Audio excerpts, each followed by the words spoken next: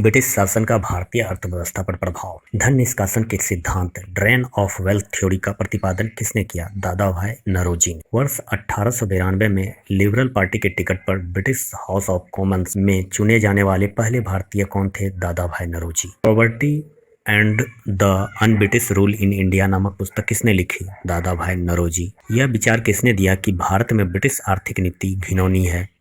Karl Marx. औपनिवेशिक अर्थव्यवस्था श्रेष्ठतम पुस्तक इंडिया टुडे के लेखक कौन है? रजनी पाम दत्त। वर्ष 1907 में टिस्को की स्थापना किसके द्वारा की गई? जे.एन. टाटा। कुटीर उद्योगों के विकास हेतु ऑल इंडिया स्पिनर्स एसोसिएशन की स्थापना किसके द्वारा की गई थी? महात्मा गांधी।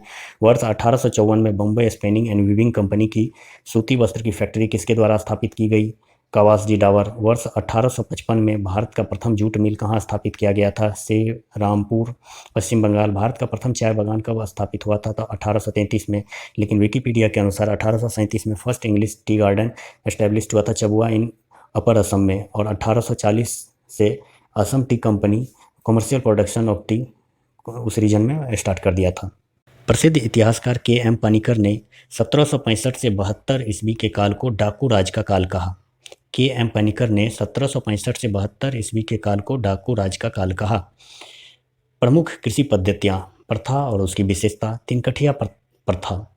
इस प्रथा के अंतर्गत चंपारण बिहार के किसानों को अपने अंग्रेज बागान मालिकों के अनुबंध पर अपनी भूमि के 3/20 भाग पर नील की खेती करना अनिवार्य होता था। दूसरी प्रथा ददनी प्रथा। इस प्रथा के अंतर्गत ब्रिटिश व्यापारी भारतीय उत्पादकों, कारीगरों, शिल्पियों आदि से निर्मित माल प्राप्त करने के लिए अग्रिम अथवा पेशगी के रूप में धन देते थे। शुरू में ही धन दे देते थे अग्रिम। ठीक है। नेक्स्ट, ब्रिटिश कालीन भू राजस्व व्यवस्था। इसके अंतर्गत अस्थायी बंदोबस्त और रैयतवारी बंदोबस्त और महलवारी 3 प्रकार के भू राजस्व व्यवस्था मेनली ब्रिटिश का था। ठीक है। अस्थायी बंदोबस्त उसी को जमींदारी बंदोबस्त भी कहा जाता था, जो स्टार्ट किया था लॉर्ड कॉर्नवालिस ने 1793 में।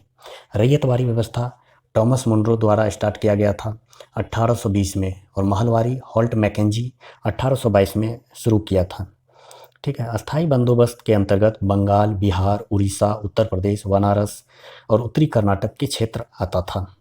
और रैयतवारी व्यवस्था जो कि टॉमस मुनरो द्वारा 1820 में स्टार्ट किया गया था, बम्बई, मद्रास और असम के क्षेत्र आता था। महलवारी व्यवस्था जो हॉल्ट मैकेंजी द्वारा 1822 में स्टार्ट किया गया था, उत्तर प्रदेश, मध्य प्रांत और पंजाब आता था उसके अंतर्गत। अस्थायी बंदोबस्त समस्त ब्रिटिश भारत का 19% भाग में अस्थायी बंदोबस्त था।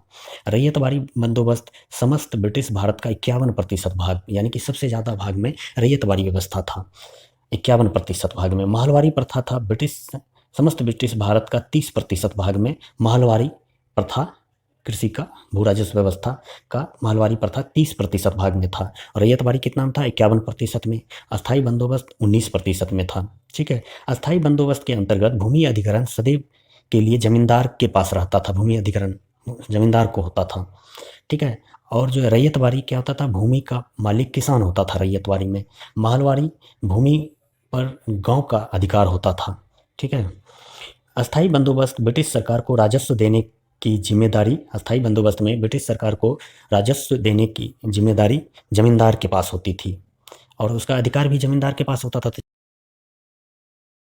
ब्रिटिशकालीन भू राजस्व व्यवस्था का प्रभाव क्या पड़ा भारतीय समाज पे? पारंपरिक अर्थव्यवस्था का विघटन हो गया, कृषकों की दरिद्रता बढ़ गई, कृषि में ठहराव तथा अवनति हो गई। या तो कृषि में ठहराव हो गया, यानी तो डिक्रीजिंग होने लगा प्रॉफिट का, यानी उन्नत फसल का उत्पादन का भी अवनति होने लगा। पुराने जमींदारों का उन्मूलन हुआ तथा नए जमींदारों का उदय भी हो गया। इसमें कृषि का वाणिज्यीकरण होने लगा। ठीक है। वह कौन सी भू राजस्व व्यवस्था थी जो सर्वाधिक ब्रिटिश क्षेत्र पर लागू की गई? रैयतवारी। अस्थायी बंदोबस्त परमानेंट सेटलमेंट का सिद्धांत किससे संबंधित है? भू राजस्व के निर्धारण से। भारत में रेलवे का जनक लॉर्ड डलहौजी को भारत में रेलवे का जनक माना जाता है। डलहौजी के प्रयत्नों के कारण ही महाराष्ट्र में सन 1853 में बम्बई से थाने तक प्रथम रेल चलाई गई थी। गवर्नर जनरल वॉरेन हेस्टिंग ने इज्जेदारी प्रथा यानी फार्मिंग सिस्टम का प्रारंभ भू राजस्व की वसूली के लिए किया।